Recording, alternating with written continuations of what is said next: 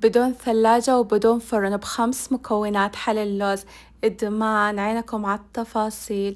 يلا تعالوا على المطبخ نشوف الطريقة. فأول خطوة نطحن بسكوت كوفي جوي بحمام ماء، نذوب كوب وربع شوكولات، ونضيف لها نصف كوب حليب محموز وملعقتين كبيرة من نفس البسكوت اللي طحناه. طيب، وبعد كذا نضيف نصف كوب سميد محموس ونصف كوب لوز مطحون. نخلط المكونات مع بعض بس تشكل معي بهذا القوام ما تلزق. شايفين كيف؟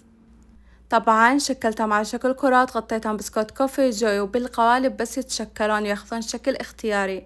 وعلى الوجه أضفت الشوكليت.